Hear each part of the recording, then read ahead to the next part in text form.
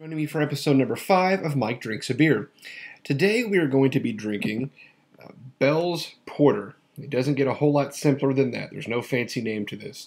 I didn't intentionally choose Bell's 2 episodes in a row, but I dug around in the fridge, and Porter is what I settled on for today. I'm going to be drinking it out of my Irish Lion pint glass. The Irish Lion is a restaurant and pub in Bloomington, Indiana, where I went for undergrad, and I cannot recommend this pub highly enough.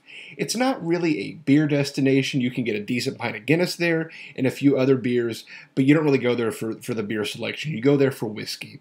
And if you are a whiskey drinker, you will be just, knocked off your feet. It's a fantastic pub for whiskey, and so I really highly recommend it. Good pub food, good atmosphere. It's a really nice time. So if you're in or around Bloomington, you owe it to yourself to stop at the Irish Lion. Now, before I chose my glass tonight, I did do some research to see what you're supposed to drink porter out of, just to see if I had it in the collection. And if I did, I'd use it. If not, I wouldn't.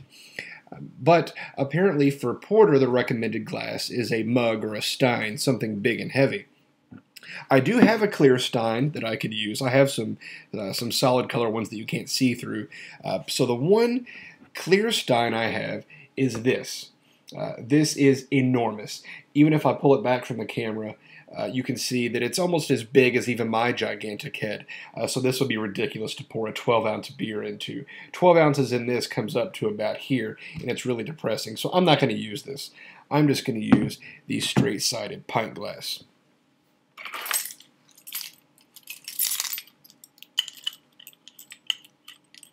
Well, I can't get my bottle opener on.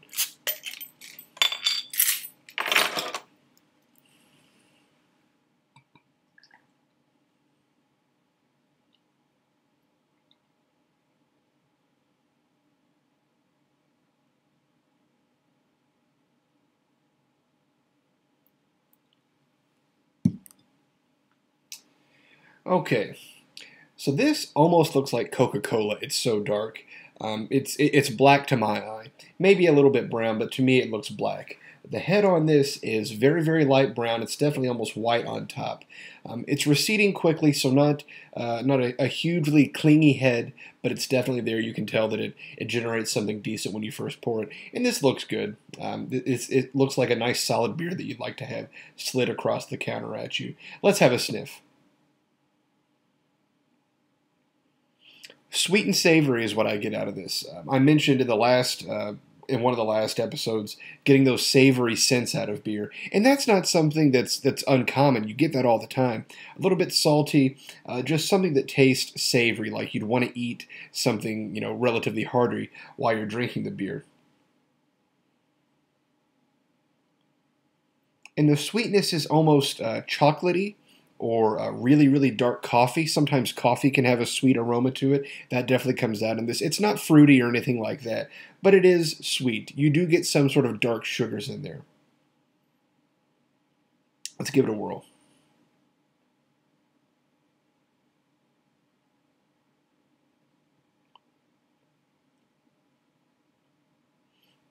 The coffee is sort of pronounced there. It's not overpowering.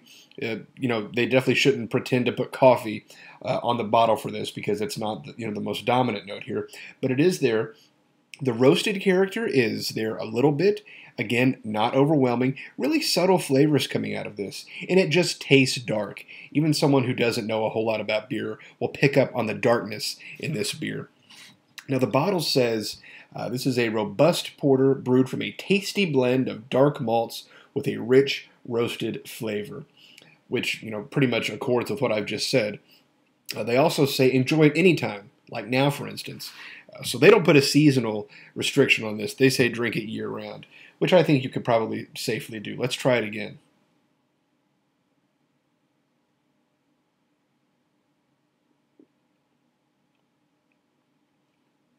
I can't get over the subtlety of this beer. Nothing really jumps out at you. To me, anyway, that's a good thing. Sometimes I like really, beers that really just have these crazy flavors that jump right out of the glass. That doesn't happen here, but it's actually still very good. It's very smooth and a whole lot creamier than you might even think for a porter.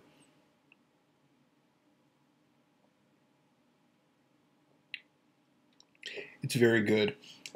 The mouthfeel on this, even though it's creamy, I realize I'm sort of contradicting myself here, but it makes sense if you drink it.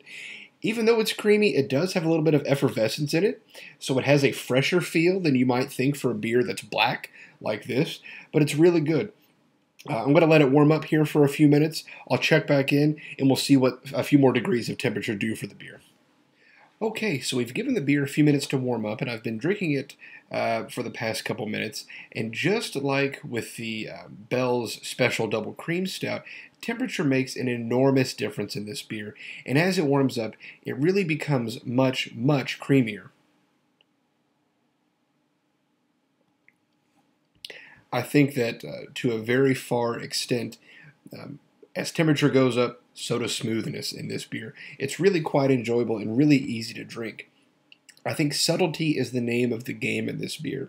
You're going to get just a little bitty hint of mild dark chocolate. It's not going to be crazy. If you're not a big fan of dark chocolate, this isn't going to scare you away.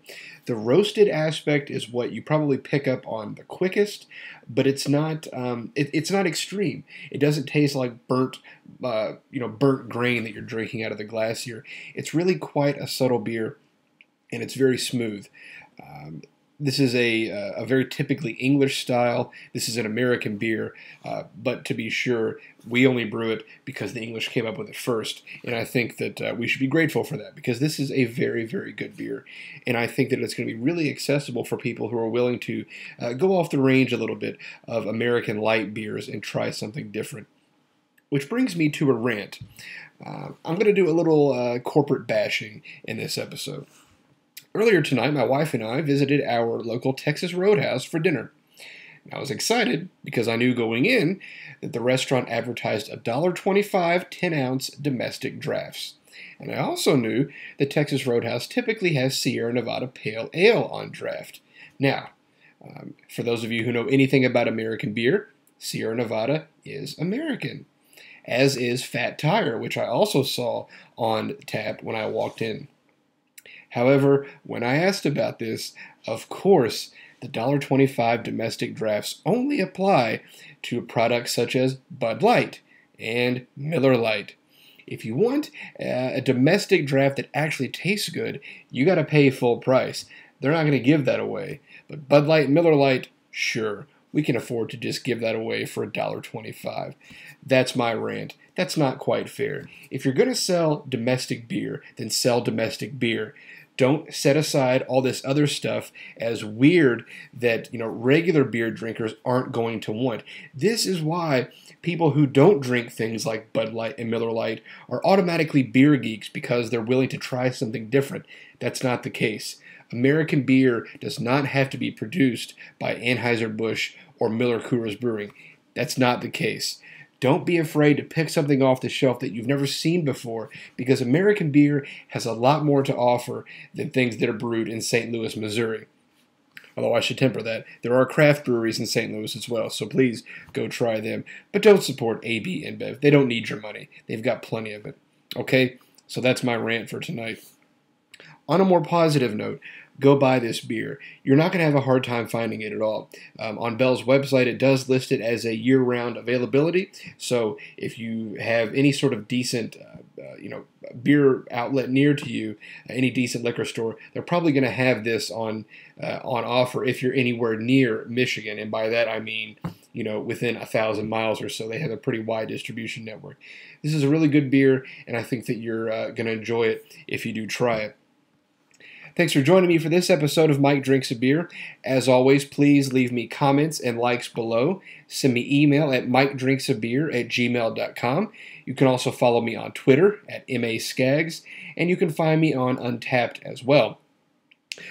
Under all of the videos, you're going to find a link to the brewery that makes the beer, and you'll also find a link to the BJCP style guidelines for the beer, which will give you a rough outline of what the beer in that category is supposed to taste like. It doesn't always apply. But if you want to get a little bit better idea, even a more scientific idea of what these beers are supposed to taste like, the BJCP guidelines are really good And if you're having trouble coming up with some of the flavors that you're tasting while you're drinking the beer, those guidelines will help because they will tell you, in general, this is what a beer in this category tastes like. And so sometimes, if you taste something but you just can't quite put a name to it, that will help you figure out what you're tasting. Okay? As always, drink responsibly. If you have a few too many, call a friend, call a family member, call a cab. Don't drive drunk. It's not worth it. But as long as you're drinking responsibly, until next time, cheers.